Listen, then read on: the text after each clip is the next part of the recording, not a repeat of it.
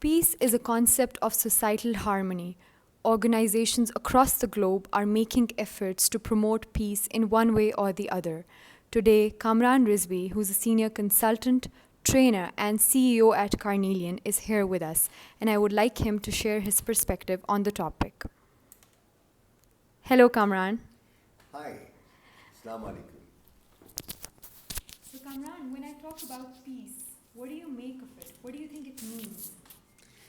It's comprising of two things in my view, a sense of acceptance and also surrender. Acceptance of what there is in terms of people, diversity, the environment, and when we accept, we aim to understand. And when it comes to surrender, it is surrendering to the laws of nature that God created and learning from them and seeking inspiration. Now, once we do these two, ego has no place in it. And the path to peace is paved as a result. Right. Do you think there is a relationship between education and peace? Absolutely, there is. The purpose of education is to help students become aware not only of who they are, but their role in life and the different knowledge areas that they need to explore so that they can add greater value.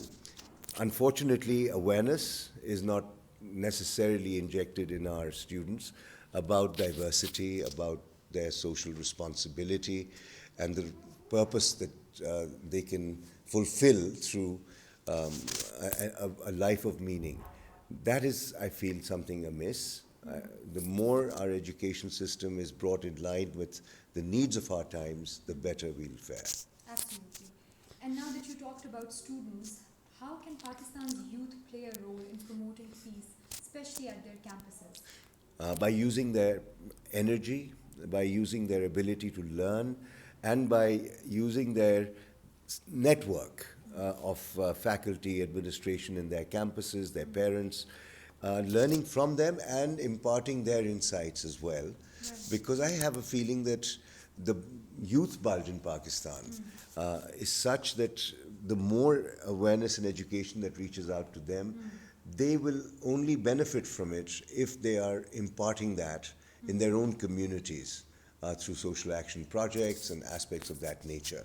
Because if you see, peace is what leads to development. And it is when we are divided as a society that we suffer and struggle. Not only are we divided against people, but we are also fighting nature. Look at climate change. Look at the horrific consequences that face us in the next 20 to 30 years if we don't mend our ways. The melting ice cap, the carbon emissions, the rising water levels, the weather transformations that are taking place. We have waged war on nature, and it's high time we reverse the trend. Absolutely. And do you think as a collective, it's more important for us to do something for a tolerant society today? Without acting as a collective, we can achieve very little. And I find that receptivity is high. Technology enables us to connect with a lot of people. At the moment we go with the spirit of understanding and realizing that we are all children of our mothers. We are part of one humanity, which is held together through love and compassion for each other. I think collective is the way forward because it has power to make a difference. And to do that, we need to override our egos, embrace humility, accept and surrender. Absolutely. Any message, suggestion, or recommendation that you have for International Peace Day? I have lots of optimism, and I have a feeling that the more obstacles we face, the more opportunities there are. And the ability to influence is what we all need to develop, because if we find peace within ourselves, we'll find it around us. And by leveraging difference, we can truly make not only our communities, our society, but our nation a better place to live. Thank you so much. You're welcome.